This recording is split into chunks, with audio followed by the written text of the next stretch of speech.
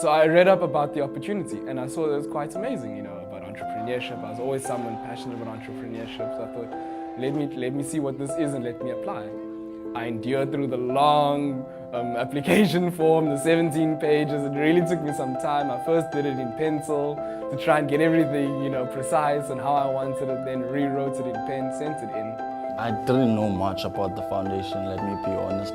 I just thought it was a normal bursary, so I just applied, and when I got to the interview I realized that this is something different. I clearly remember my selection interview. I was very nervous going into it.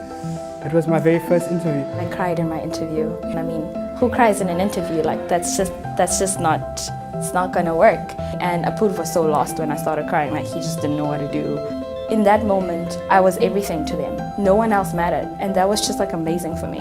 I actually liked it. It was long, but literally they just wanted to know about me, so I wasn't really scared, because when you talk about yourself, hey. I expected it to be really stressful, really daunting, a really scary experience, but actually in the end I felt really engaged with, felt like I could really share my ideas. Though it was very long, I think it was worth it looking back now. We have the potential and we can do it. I haven't actually had any interview that surpasses how challenging that interview was. I think surprisingly enough, the thing that stands out for me over the past 4 years would probably be selection camp. It was one of the most difficult experiences of my life. It's very different from school where you're trying to where you have to fit into a mold. I was terrified. I was terrified every moment, and sometimes I wish I was able to look back at that with a little bit more of, wow, the people I met there were so influential and are going to change this country. Even at a selection camp you have a sense of community with like-minded individuals, and the selection camp is probably one of the most inspiring moments of my experience at the foundation.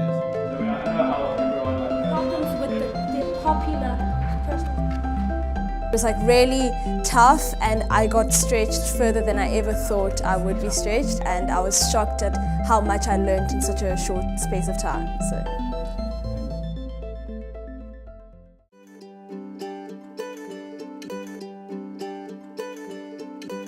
I had heard of entrepreneurship. In fact, I'd studied it for a couple of months, but I think that what I really needed was the space to just practice.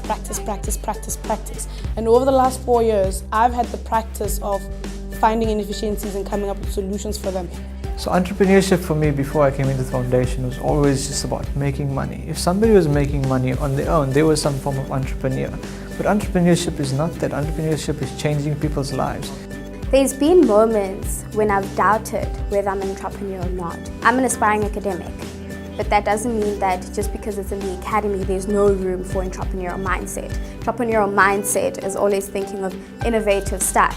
So how I view what an entrepreneur has changed since I've been in the foundation, because now I see entrepreneurship in many facets. It's no longer about I want to make money, but through my passion I'm actually changing.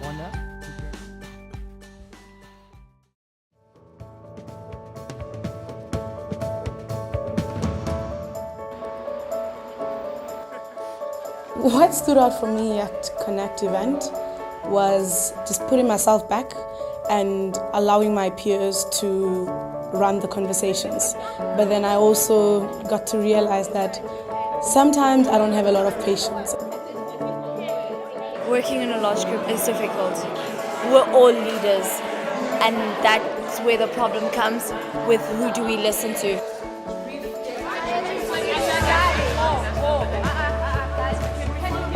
It was just a really, really cool experience to get, outside of my frame of reference.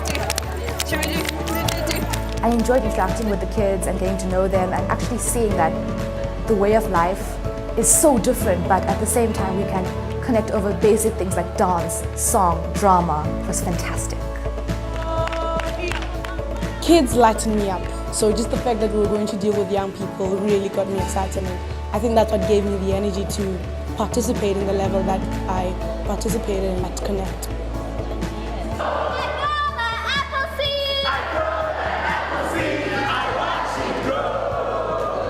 Just the fact that we're making the effort to reach out to them and in their mother tongue was so emotional for them. They smile. I just remember them enjoying it so much.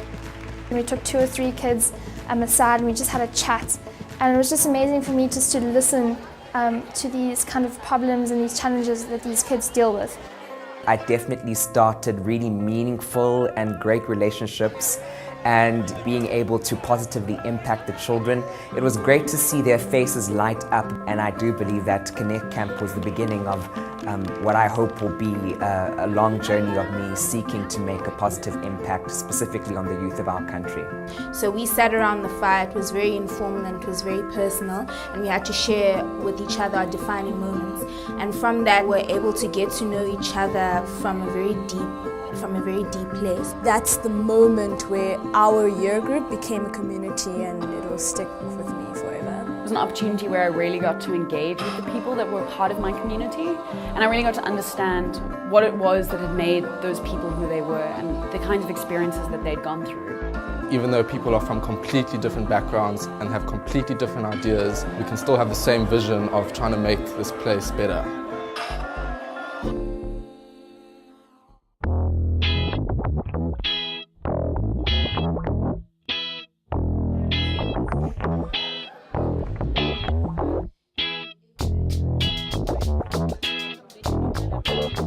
It's starting to heat up in this room. They're trying to separate the boys from the men. Let's do it.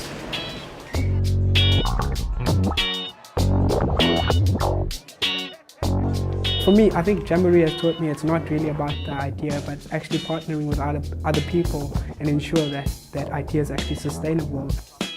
It's actually about what your ideas can do for other people, I believe. I find pitching really scary. The first time I pitched, I wasn't planning on pitching, and then my crazy brother spoke to Julian before and said, "Oh, Dominic doesn't want to pitch." And then in Julian's introduction of Jamboree, he said, "And if you think you're not pitching, say for example your name's Dominic, I think you should reconsider." Just before I pitch, I just keep reminding myself, don't swear, don't swear, don't swear. And after that, I breathe heavily to try to calm myself down. Interacting with candidate fellows throughout the years gives you such fresh insights into everyone's ideas. Everybody has a different perspective. People are studying different things, and it's just, I take so much away from those little conversations. It excites me immensely. I really love the idea or the concept of open space, because I think that it really plays to the fact that we are all diverse individuals. So you have those that are really strong pitchers or that are great at idea generation, but you also have those people that are problem solvers and then really push you further. So it's quite nerve-wracking actually, to be honest, because there's 300 people and there's 6 scary-looking judges. They want to know how is it being turned into a business idea. And being a Jamboree has allowed me to think all of my technology ideas, how I can turn it into a viable business idea. Naeem and I, we met obviously when he came onto the foundation. Since he was a techie, he was like, okay, you help me with the business side since you studied accounting. So we had that sort of collaborative teamwork, and I think it really was solidified in Jamboree when we saw the collaboration of technology and business. My biggest takeaway from Jamboree, I hope it's not cheesy, but like honestly to have fun. I'm really getting choked up thinking about how much I'm going to miss being in a room with such incredibly smart people.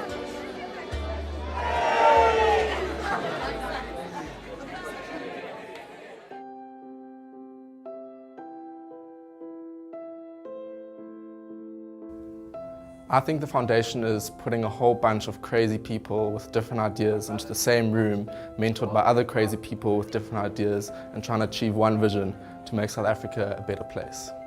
There's so many resources that I can tap into, and then you have the personal leadership aspect, which, I mean, sometimes I feel like I wouldn't make it through certain months or semesters if it wasn't for my personal leadership officer. I think as a child, I was taught that you're going to go to school, then you're going to go to university, then you're going to get a good job. And this experience has taught me that there's so much out there, there's so much to contribute to. It's given me a lot of self-confidence as well, and confidence in my abilities and my talents.